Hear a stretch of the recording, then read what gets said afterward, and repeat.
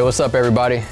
Today we're going to talk about why you should train at 3 to 7 yards. This is a continuation of a previous video of mine of why you should train 3 to 5 yards. So we want to take the target out a little bit further. We always want to be able to demonstrate good marksmanship fundamentals within 3 to 7 yards, because as a civilian, it's highly unlikely that you're going to engage a threat beyond 7 yards. It could 100% happen, but it's just unlikely. Before I get into that, my 3 to 5 yards video, it was the first video that kind of got the decent amount of views. And in the comments, there were a lot of people saying, oh, I don't need to train at 3 to 5 yards. Oh, that's just point shooting.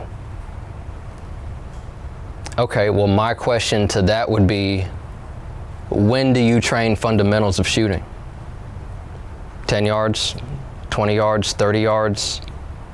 At what point are you like, oh, that target's far out enough, I can start working on seeing my sights and pressing the trigger without moving the gun? So what I'm going to do is I'm going to shoot some shots, and then we're going to talk about those shots. So let's do it. All right, so I'm going to put my 3 fingers here. The 3 fingers doesn't really mean anything. I just kind of want a smaller area to focus on, because I'm not using the whole circle and I'm not using the target in its entirety. A smaller square here. Boom. Okay, so I'm going to shoot 1 at 3, 1 at 5, and 1 at 7. 3 yards.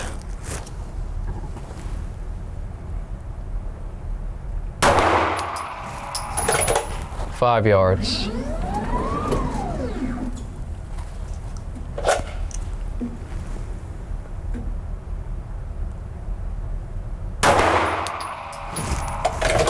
7 yards.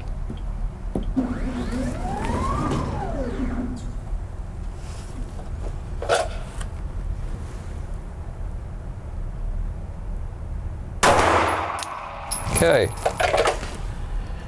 All those are in. Now I'm going to take it out to 25 yards.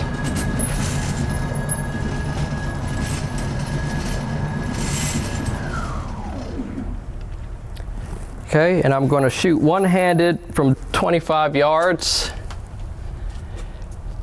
with no fingers, and I want to try to get close to the circle. I don't have to get in it, I just want to get close to it.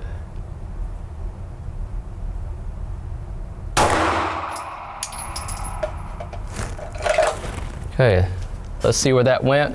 I have better than 20/20 vision, and I couldn't see the target.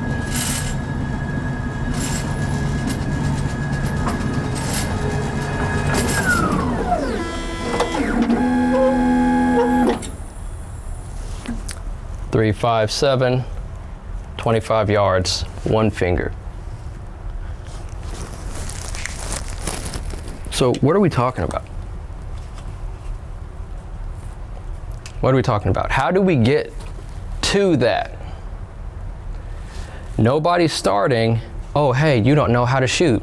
You don't need to practice up close. Let's take it out to 25 yards with 1 finger. You can do it. No, you can't. You can only do that by practicing up close. We practice the fundamentals up close, so then when we have to move and we're under stress and people are shooting back at us, that group is going to open up. But if you don't have the fundamentals of knowing how to see your sights and press the trigger without moving the gun, and you can't do it at 3 yards, you think when you start moving, you're just going to point shoot and you're just going to figure it out?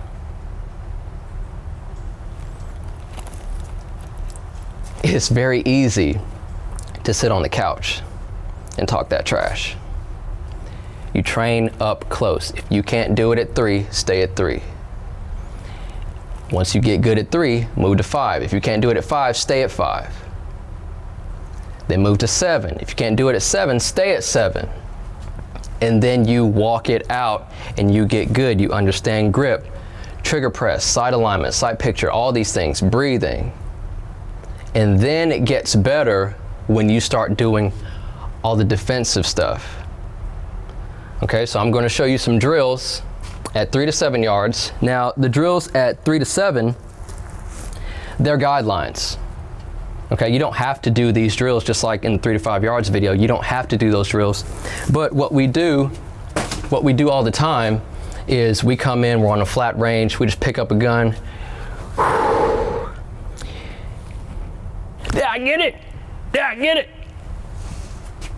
I mean, that's fine if you're just playing around, like I said, in 3 to 5 yards, but we want to start moving, start coming offline, and start doing other things while focusing on these fundamentals within 7 yards now, to make sure that we're getting better to prepare for real life, because that's not real life.